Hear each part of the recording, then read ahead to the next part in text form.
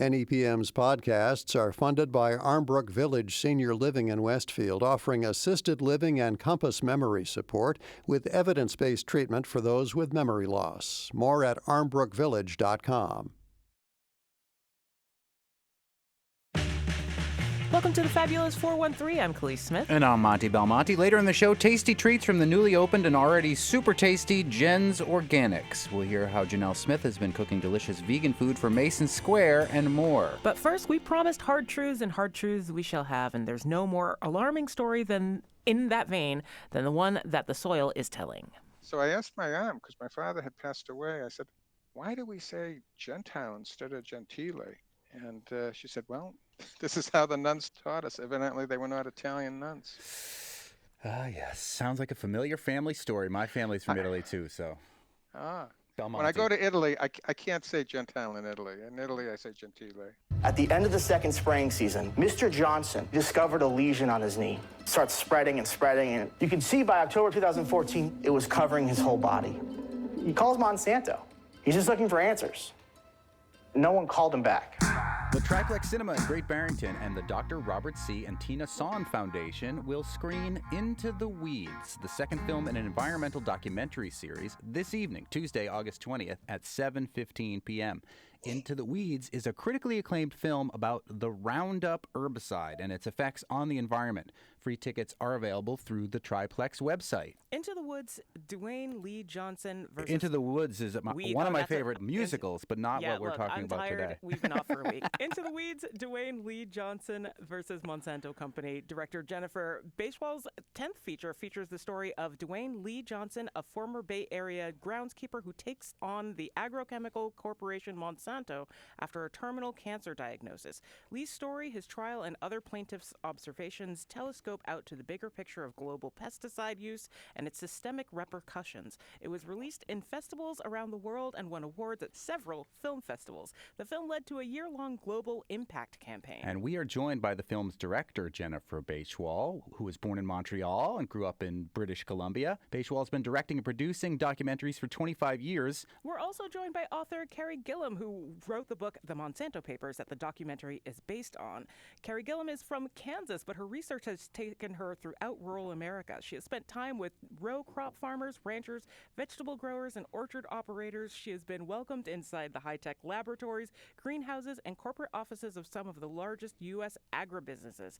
And she has spent countless hours interviewing key U.S. regulators, lawmakers, and scientists. We are also joined by Massachusetts State Representative Carmine Gentile, not Gentile or Gentile, of Sudbury, Massachusetts, who will be introducing the film at the Triplex Cinema in Great Barrington tonight, and, for a more local connection, is presenting Massachusetts House Bill 813, governing the use of pesticides containing the herbicide substance glyphosate in the Commonwealth.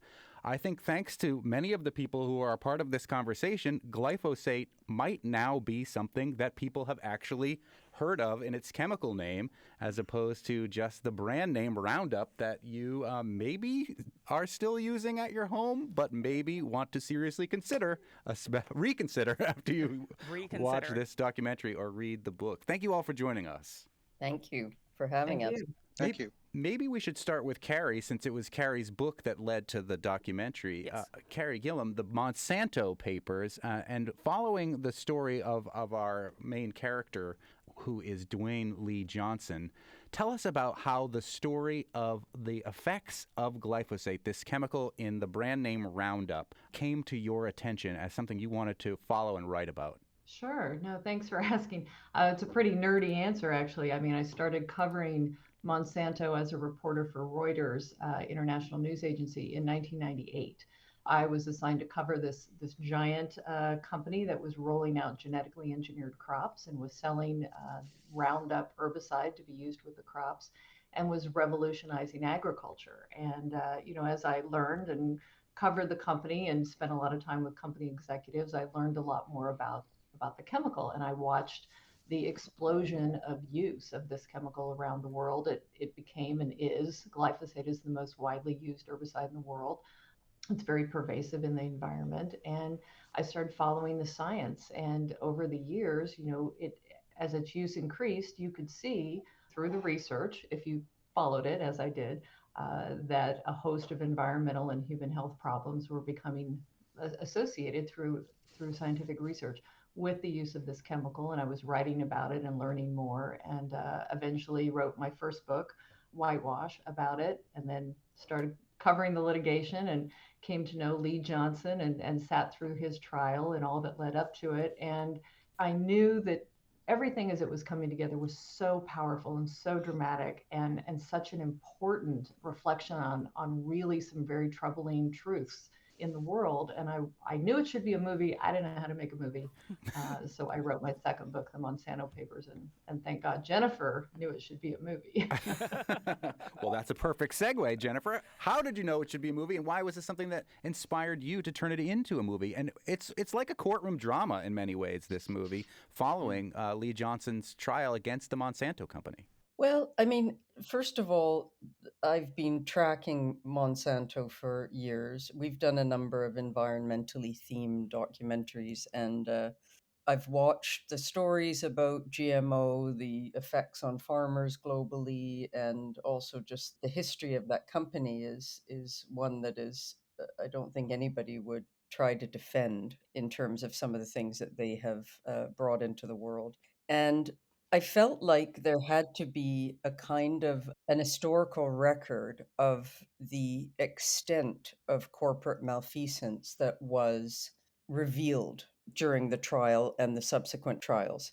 So I felt like there had to be a record of that. And then everything that kind of telescopes out from that, which is agency capture, the fact that the EPA and the agencies that are meant to protect us actually end up sort of advocating in some ways for these chemical companies, or at least appear to be working for them. And so that is, it's a revolving door. The executives of those companies go to the EPA, and then they come back, and it just, and the EPA and the PMRA in Canada and the European organizations, they use the industry's science to make their decisions, which I would think that, if you have a vested interest in something being approved, that already is a conflict of interest. But then for the agency that is meant to be regulating you to use that same science seems absurd to me, and I think to any other ordinary person. So, this idea of a precautionary principle that we test something and make sure it's safe before we unleash it on the public, that is still obviously not the case in the Wild West of Canada and the US, where, it's kind of a free for all, and then somebody has to prove harm. And so I wanted to create a record, and I also wanted to create a record that was absolutely factually accurate. And this is an important point because, unlike a polemic, I love Michael Moore, but he does, he can play fast and loose sometimes with the facts, but he's making a point, and that is polemic. And this is not that. This is an extremely carefully researched documentary where every single claim made had to be triple cited backups. Like, we had to have 3 different citations, and it was evidence that was presented in court. And the reason I say that is because when you hear some of the outrageous things that happened over the years that were the malfeasance that was part of the discovery process of the trial, it would be easy not to believe it, but believe it. So we did a lot of work to make it absolutely factually accurate. And so that was the reason, to create a record, so that people will never be able to forget that corporations have this kind of power and agency that not only harms people, but the biosphere, the ecosystem, the world. We're speaking with director Jennifer Bachwal, who is the director of the film Into the Weeds, which will screen tonight at the Triplex Cinema in Great Barrington. It's based on the book by Carrie Gilliam, who also joins us, as well as Representative Carmine Gentile, who's working on this issue here in the Commonwealth. Representative Gentile, that's so strange to say. It feels like it really And should my be wife is Gentile. Jewish. It sounds like the opening of a joke.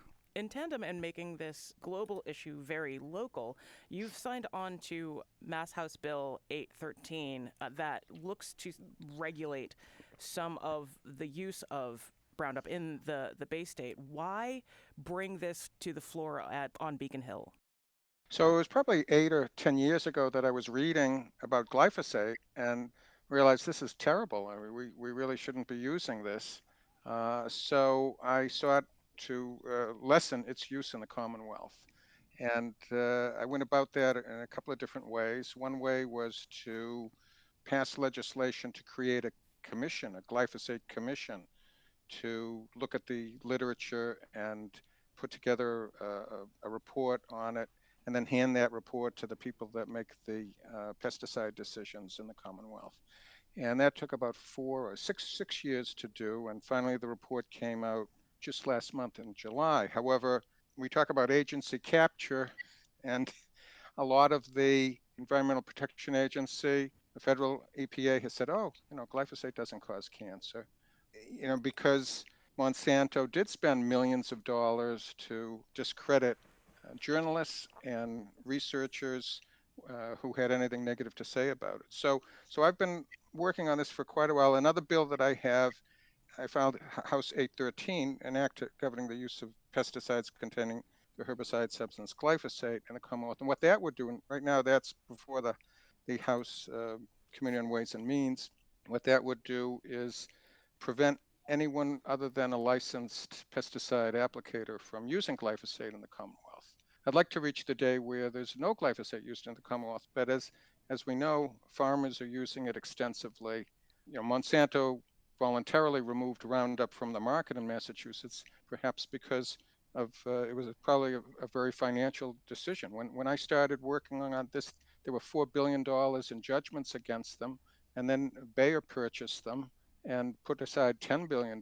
Now the judgments are over $11 billion against them for injury and death. So thank you, Jennifer and Carrie, for the work you've done. And we'll go forward and see the day when this is no longer used. Incidentally, one thing that really struck me was the fact, when I started getting into this, was the fact that all of our processed foods have glyphosate in them because of its widespread use.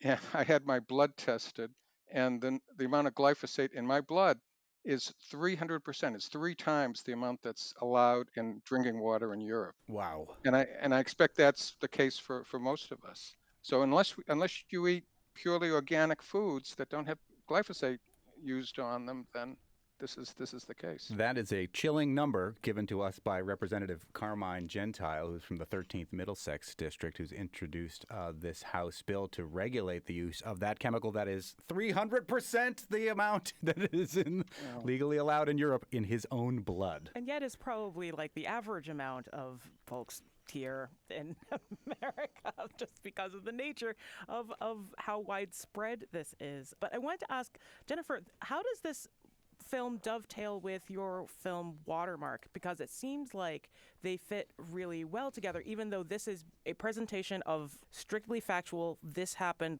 footage from trials, footage of interviews that happened as part of these trials. Those two works seem to fit really well together. Do you feel the same? Well, I mean, in the sense that Watermark was a part of a trilogy that we did with a good friend and photographer, Edward Bertinsky. And the final one in that series was called the Anthropocene Project, Anthropocene, the Human Epoch, following a group of scientists who were trying to determine whether the Holocene epoch, geologically speaking, is over and we are in the Anthropocene epoch because humans change the earth more than all other natural systems combined. Humans move more sediment than all the rivers of the world combined, for example.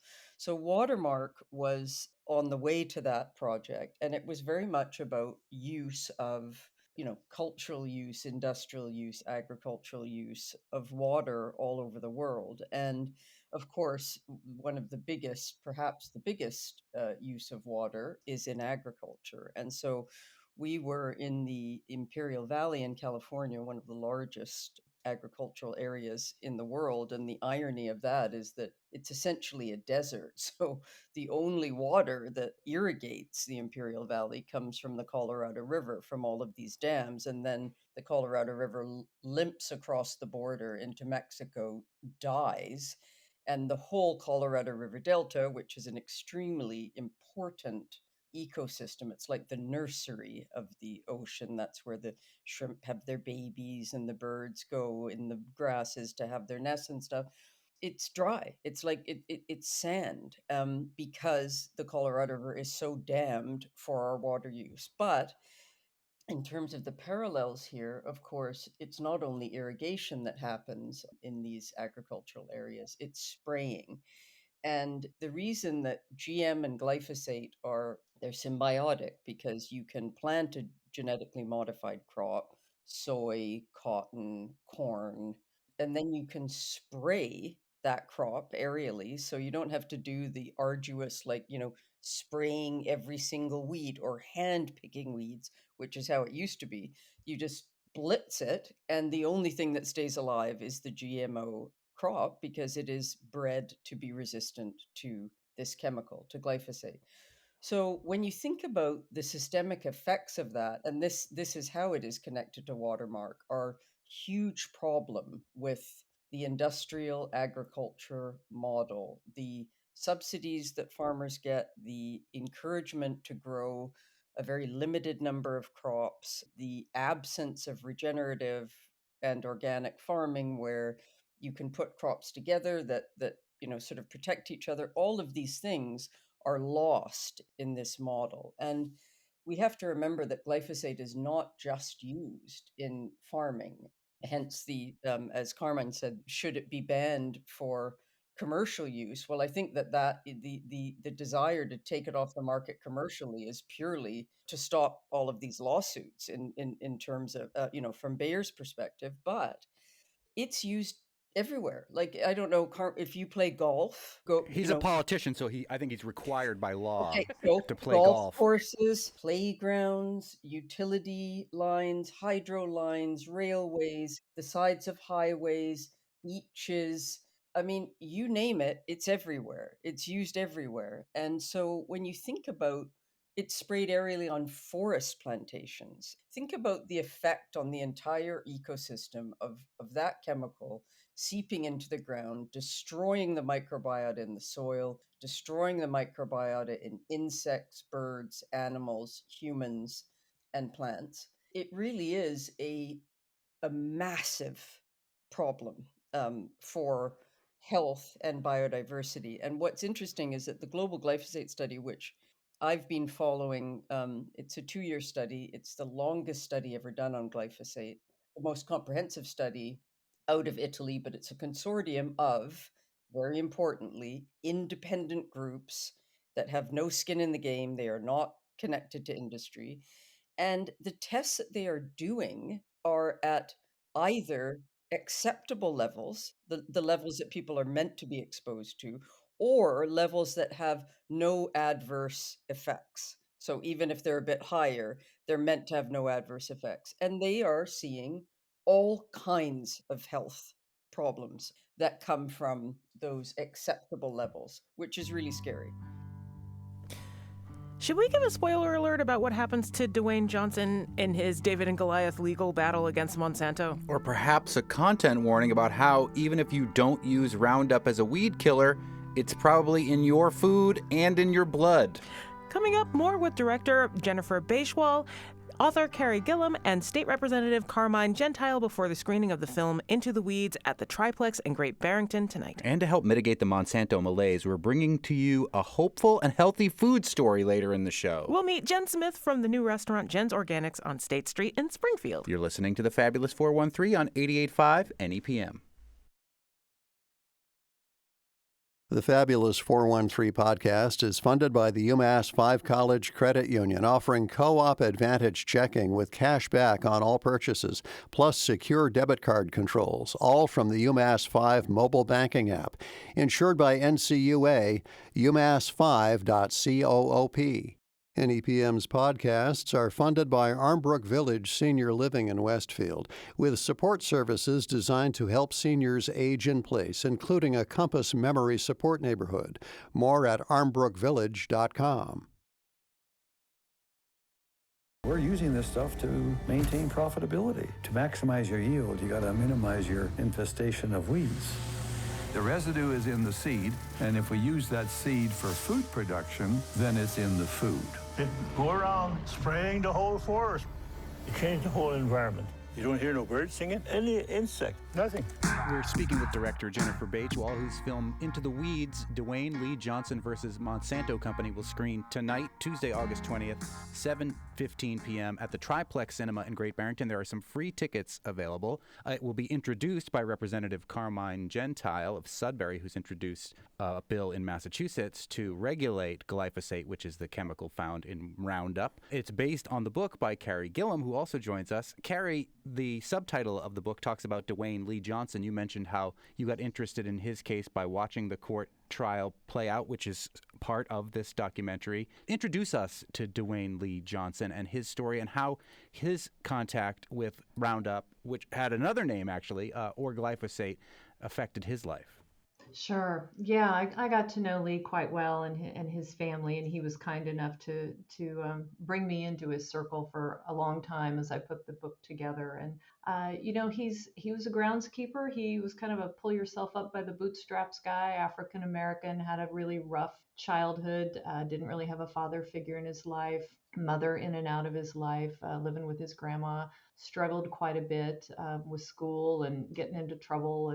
But by his 40s, he had really established himself in a career as a school groundskeeper, and he was making decent money and felt really proud that he, was being a good father to his two sons and providing for his family in a good way. And, he had these accidents. He was spraying Ranger Pro, another name for glyphosate chemicals developed by Monsanto, and had an accident. You can watch it play out, in the film or read about it in the book, but essentially became doused in this chemical. And, shortly after started having lesions on his skin and problems, and had another accident during the job, which is quite common with people who, apply these things professionally. It's common for them to have this exposure on their skin or otherwise. And eventually was diagnosed with terminal form of non-Hodgkin lymphoma and told he probably didn't have more than 18 months to 2 years to live. So, he lost his job, he lost healthcare benefits, they lost the nice home that they were living in. His life really unraveled as he was dealing with this really horrible, horrible form of cancer that was killing him and causing him great pain and agony. I mean, it's just a very heart-tugging story. And then you layer on top of that all that was going on with Monsanto and the intentional acts that the company engaged in to manipulate science and to downplay the dangers of its chemicals. I mean, it's a really powerful, powerful story, and he's a powerful character, to drive this message home, I think. One of the things that struck me at the end is the walking down of the compensation that Lee is receiving from Monsanto. It starts at $289 million and then is slowly rolled back through another series of trials to, I think, 20 point something million is what he gets in the end. Is that also something that has been seen since Bayer took over of Monsanto? Like, the litigation wins these cases and then Bayer continues to just water them down. Right. It's pretty common. And yes, we've seen that with the other judgments in this trial of when Bayer, who bought Monsanto in 2018, when they appeal this, and it's a function of our law, and that punitive damages, because in Lee's case, 250 million of the 289 million was punitive damages. And there are relationships and correlations that courts like to see between punitive and compensatory, and you don't want the punitive to be too out of, it's a function of, great lobbying by the companies that want to restrict, what types of jury verdicts are going to be leveled against them in cases like this. And, if the corporate America gets its way, you as a citizen won't be able to sue these companies at all for these things. I mean, there's a movement right now led by Bayer in many states and in Washington in Congress to get a measure passed that would make it virtually impossible to bring these kinds of lawsuits. So it's against mass torts across the board? They're trying to preempt local and state Claims. rules against pesticides and have them only have to deal at the federal level. So I would assume, Carrie, that would knock out most of the mass torts cases in this connection. No? They're essentially trying to say that they have very different strategies that they're pursuing, but one of the ones that is at the forefront right now is to say essentially, and I'm generalizing here, if the EPA says it's fine, it's fine. And you can't bring state claims such as failure to warn, liability, fraud, that sort of thing. Now, this is a case that was already settled by the Supreme Court. There's already precedent on this that says, yes, you can. But and we have a new Supreme Court and we have new people in Congress. And so they are making another run at this to try to overturn that precedent. And the Supreme Court we have now, with their recent Chevron decision disallowing the EPA or other government agencies from creating regulations that folks have to obey, rather than further weakens the ability of the federal government to regulate. So we need a new Supreme Court, maybe 4 more justices. Meanwhile, This is Representative Carmine Gentile, who was just speaking there, you have introduced a Massachusetts bill. Will this stand legal muster if this were to pass? And I see that there are several co-signers of this bill. It's not bipartisan. It is a Democratic-sponsored bill. I see from the 1st Hampshire, Lindsay Sabadosa's on there, but no one else from the Western Mass delegation part of this bill. Why? And does this stand at legal muster in regards to the Chevron decision at the Supreme Court? Oh, I think so. I think that, this is not for the first time I filed this bill. It's in House Ways and Means now. I think that the legislature could pass this and enforce it. I mean, Monsanto has de facto removed glyphosate from retail by taking RoundUp off the shelves in Massachusetts. This would make it illegal for them to bring it back. Jennifer, you're in Canada and showing this from both sides of the border in those two nations of North America. Did you see that there were any significant differences in the way each country was approaching legislation around glyphosates? Well, first of all, just in terms of the mass torts thing, we have real limits on the relationship between compensatory and punitive damages legally. So often, like, you can imagine how many millions of dollars it took even to bring Mr. Johnson's case to trial. And so those lawyers are not going to put in all of that effort knowing that they will not be able to even break even, right? So there are class action suits, but we don't have the same kind of litigation. So we don't have that happening as much. But we certainly have the same problems with legislation, with agency capture, with PMRA, which is our regulatory body, is its health. But at the same time, when you think about all of the different, the Ministry of Agriculture, the Ministry of the Environment, and the Ministry of Health that should be working together on these issues, they're not. So we have the same kind of legislative problems. And we also have very powerful lobbies, from Bayer, from Monsanto, but also from private companies that use glyphosate that do not want to be told what to do, for example, in New Brunswick and in British Columbia.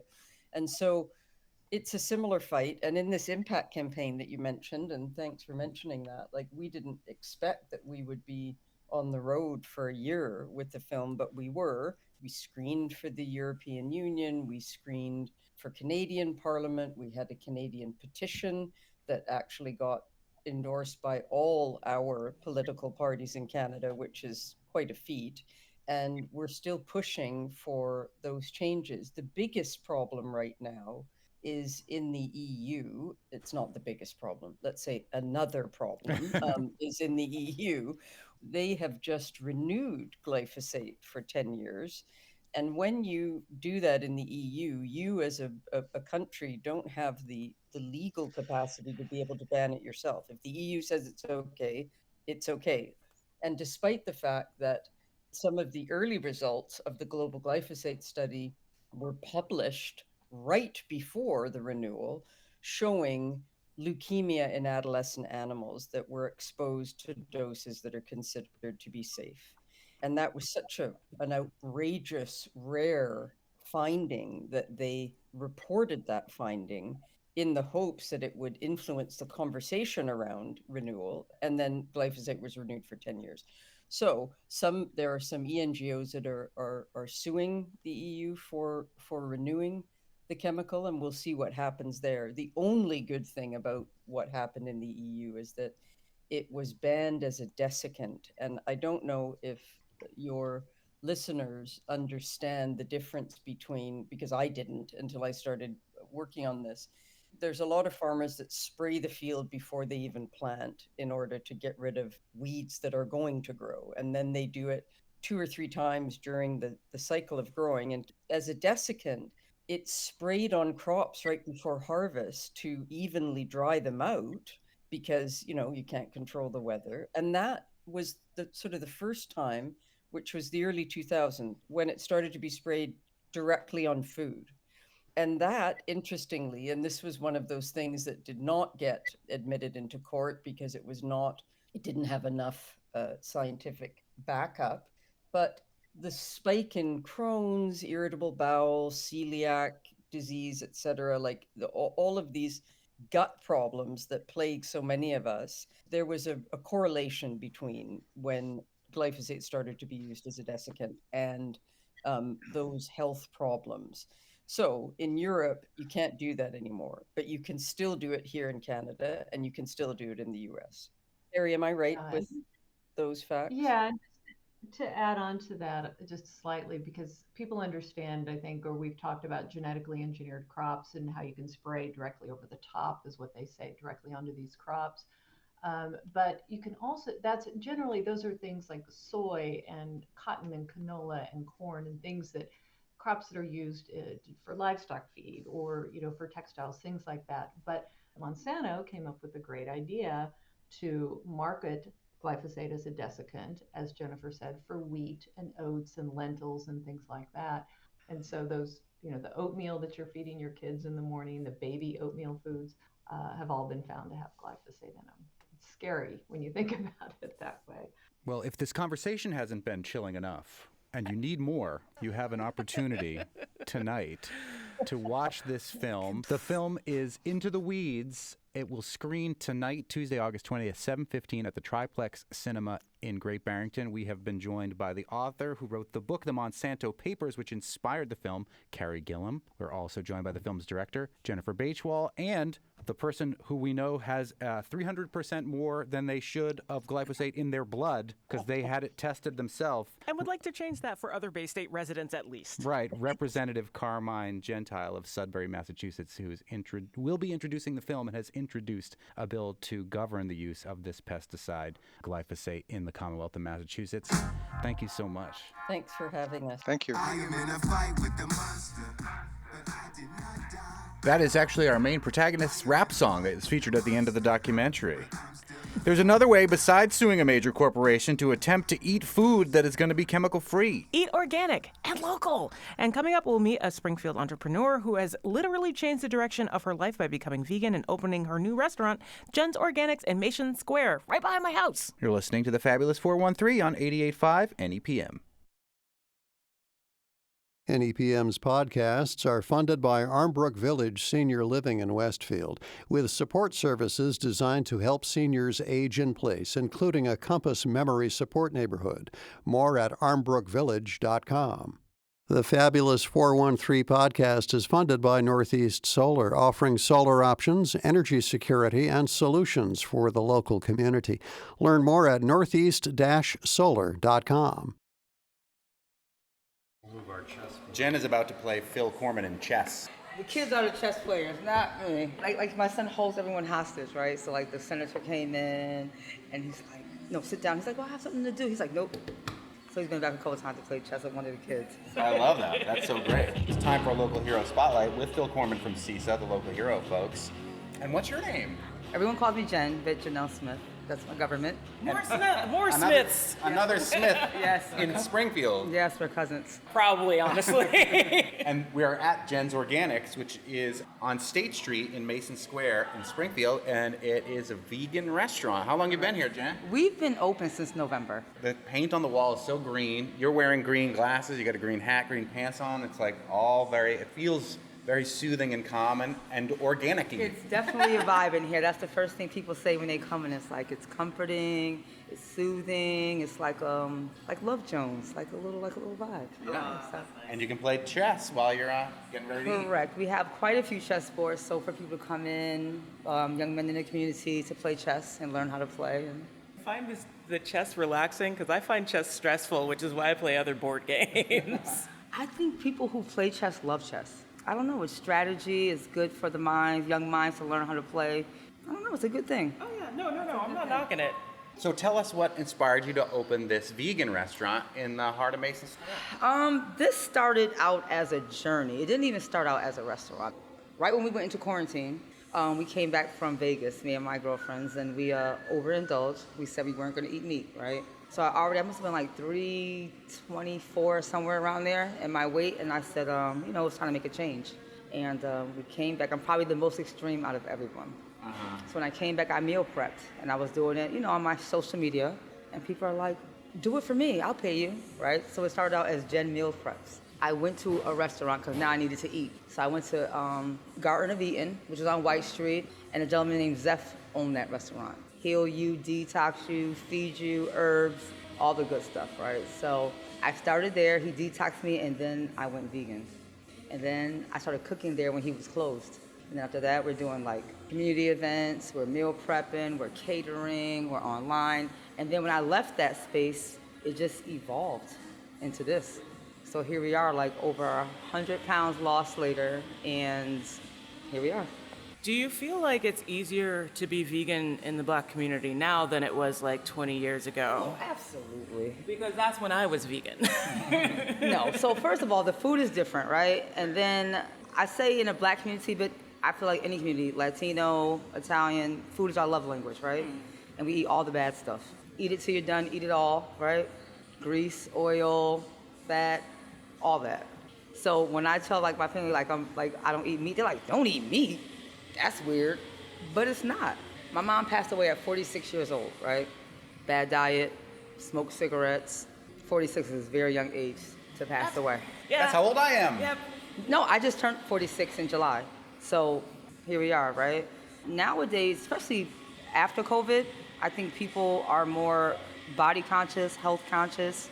I feel like the youth are more conscious about what they eat, what they put in their bodies. So I do think it's a major difference than what it was maybe 5 years ago, 10 years ago. It's completely different. People care, especially since COVID. Even though my mom's been gone a long time, I think she still holds weight in me and my siblings' life. So, it's like, man, I'm about to be this age, right? Yeah. I gotta be here for my kids. I have old kids, 29, 28, then I have 13-year-old twins. I gotta be here for my family. Yeah. So it was just like, it's time. Tell us a little bit about what's on the menu here if we come into Jen's Organics right here on State Street, Mason Square, Springfield. So we got some goodies here, right? So I think our most popular dish is our vegan fried chicken, which is made with an oyster mushroom. We don't use processed food. If we use milk, I make the milk. We use cashew milk. We use hazelnut milk. We make that, right? We use cheese sauce. I don't know, the stuff in the store that you buy in the aisle, we don't really use too much of that. That stuff has a bunch of extra things in it. I feel like you can't say, if you can't pronounce it, don't eat it. Today we're serving our crispy chicken bites, which is made with the oyster mushroom. We also have our jerk barbecue stir fry, which is made over quinoa. Tacos. Tacos is my favorite. I can eat tacos every day. I love them. Can't go wrong with that. We also have a very popular stuffed plantain canoe. So that's a sweet plantain that we roast in the oven, split it open, and we fill it with like mashed chickpeas, onions, peppers, very well seasoned. Everything here is made with love. It's good. So I know opening up a restaurant is really hard. And you redesigned this entire space. Can you share a little bit about that journey to get the restaurant open? Yeah, so Man, it was hard work. We did kind of luck up and come into a good situation as far as how it was like built out, but it was a little hard with our funding. So we really just came in, me and the twins, the 13-year-olds, and we just started building stuff, right? So like our little wall hangings, we built it. I built the register. They built the table. So it's a lot of like sweat equity in here, right? So when I say when you come in, you feel that energy, right? The love. You know, we do our yoga here. I just love the vibe. Like I really love this space. It's beautiful. Are you still doing the meal prep side of things, or is that kind of fallen off because of the restaurant, because of becoming brick and mortar? We do still meal prep, but it's more they come in and they ask personally. Before we had the brick and mortar, you would go online, you would order it by Thursday, we would deliver it to you during Sunday. But now that the brick and mortar is open, it's like, it's full on. It's full on in here, so it's kind of a little bit difficult to get that done as well. Because the manpower is me and my family, but we're going to get back to that because people are asking. People want to eat healthy, they don't want to cook it though. And not everybody can get out too, like some people are stuck where they are. So. Yeah. We are on DoorDash and Grubhub as well. We're speaking with Jenell Smith from Jen's Organics on State Street in Mason Square in Springfield. For several years now, the March for the Food Bank that I'm a part of that raises money and awareness about issues surrounding health and hunger and nutrition begins right here in Mason Square at MLK Family Services, basically right across the street. What put Mason Square on my radar was the Mason Square Health Task Force that was advocating to try to alleviate the hunger and create an oasis in an otherwise food desert here in Mason Square in Springfield. We've talked to Liz Ogilvie from the Springfield Food Policy Council many times about the work being done to help bring more nutrition to this neighborhood. How does Jen's Organics factor into that? Have you seen an impact in the community bringing this fresh, healthy food as a restaurant right here to State Street? Absolutely. So, you know, there's always I don't eat vegan, I don't eat that. It's, Yeah. You know, but again, we don't cook with a lot of the processed stuff, so we're just cooking with vegetables. So it's no weird textures, you know what I mean? So when people come in, honestly, just to support non-vegans, right, they're always surprised that it tastes good.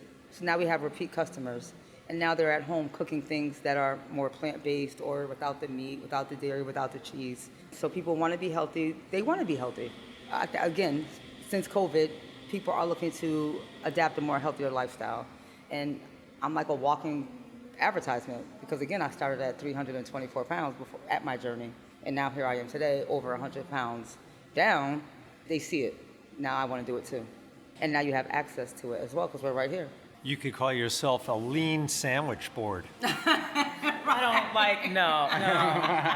But like also I think like the landscape of vegetarian and veganism has changed so much over the past 2 decades, like from when I was doing it, just what's available, what people have access to, what people have knowledge of, people encountering like more cultures or like re-engaging with the part of their culture that has done this for years, for like centuries, is astounding. Again, like the landscape is so much different and so much more welcoming kind of across the board now. It is, correct. Because even I would never see myself here.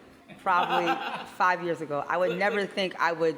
You sound like my family when I came home. I'm like, so I don't eat meat anymore. And they're like, what? And I'm like, yeah, no, we're not. And then I brought home a turkey and I was made fun of for years. And that's same, right?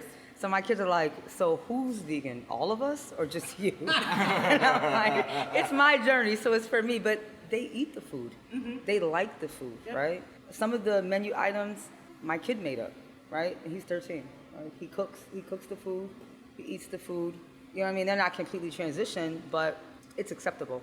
My son is 29. He said, if you probably cooked like this when I was growing up, I probably would eat more vegetables. So it's different, and it's how it tastes. If nothing else, Jen can cook, right? I can cook. So they enjoy the food. So where are these vegetables coming from, Jen? So, Garden of the Community, Nordica Farms, and has such beautiful, beautiful, beautiful, beautiful vegetables. I love when she comes in with her little basket and drops them off. Friends that are gardening, teaching me how to farm. River Valley Co-op. I love beautiful vegetables, and that's hard to come by, especially in this neighborhood, in this community, right?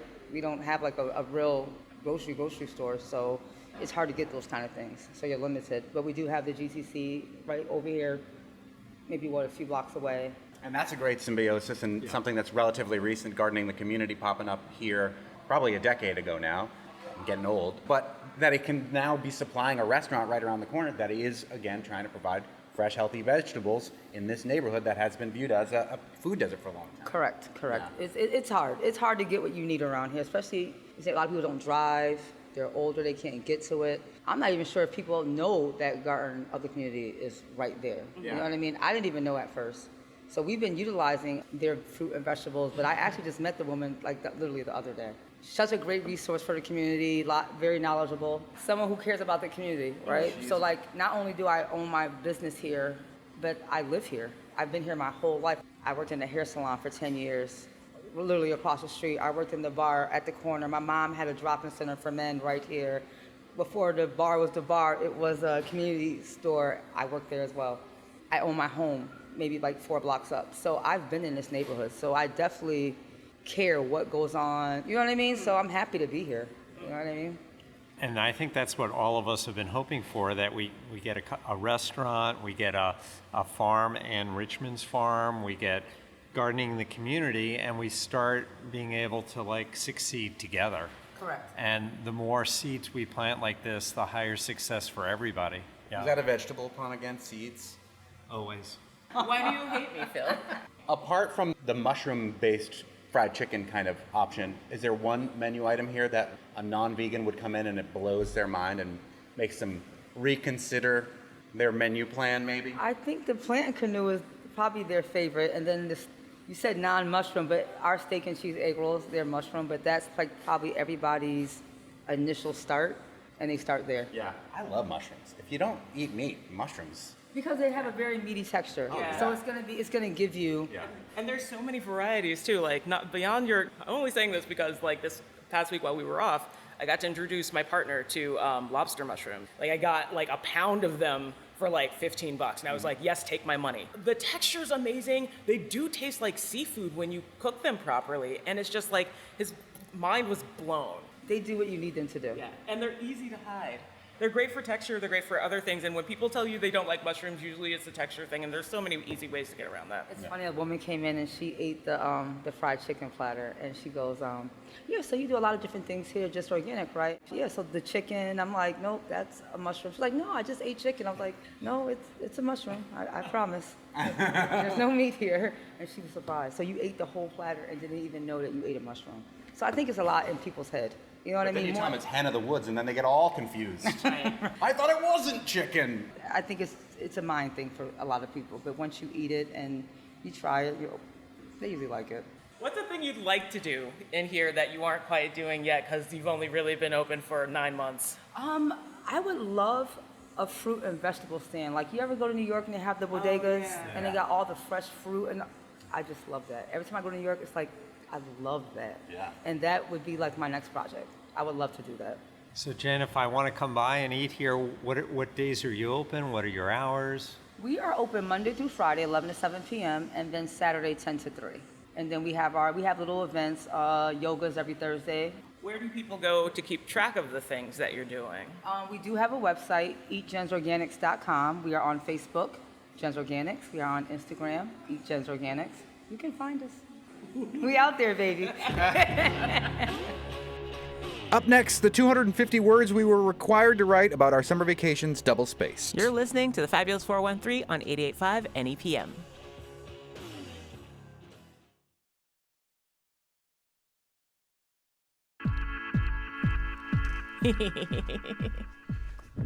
Oh, this is great. Welcome back to the Fabulous 413. I'm Khalees Smith. And I'm Monty Belmonte, and this is the band of Montreal, because that's where Khalees spent her summer vacation last week in anticipation of her birthday yesterday. It's fun to leave the country. It is. I feel like everybody should be enabled to travel if they are comfortable doing it. And one of the places I used to go every year with a set of friends of mine, including one who was a little afraid of flying, was to Montreal. It's there's a country right there. We can just go while I still have control over my passport. What did you do in Montreal? It was fun. Okay, so I saw a really cool set of really cool exhibits at the Montreal Museum of Fine Art, including one of Flemish painters. But truth be told, I like looking at Flemish paintings because I come up with weird Monty Python-esque captions for all of them in my head. I had a really fancy picnic out in an orchard. I went to the... Well, tell us about that, because that's a fun situation. Okay, so there is this restaurant called Pied du Cochon, and they have a regular restaurant in the city of Montreal proper, but they have a sugar shack and an orchard. And during the summer, they open both of those up and have the public come and have like free meals. And they started doing picnics on the weekends, and I saw that. I'm like, ooh, let's go have fancy picnic. And it's really cool. Like it's set up in their orchard. They have like 100 different sites with like umbrellas and seating of various types. And so you go, you give them your name, they hand you a basket, and you go off into the orchard and enjoy yourself. That sounds fun. It is the best. I haven't been to Montreal since the early 2000s when I was underage, and the drinking age there was 18 years old. It's still really awesome. And I played around on the Old Port because they had a street food festival. I didn't do much of anything except hang around, but I did go to Gloucester, which is a big Italian city. And I live in Turners Falls, which is a big Polish city, and I'm a member of both Polish clubs in Turners Falls, but there's an Italian club in Gloucester, and I weaseled my way in there, and it is exactly like the Polish clubs of Turners Falls, except that they're speaking in Sicilian and playing Sicilian card games. I also took a St. Joseph's sandwich from the Italian deli right there to the beach. What is in a St. Joseph's sandwich? It's just gabagool, ham, and all that stuff.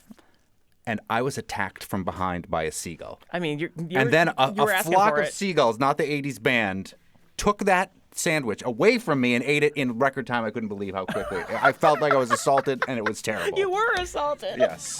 And the sandwich was assaulted, too.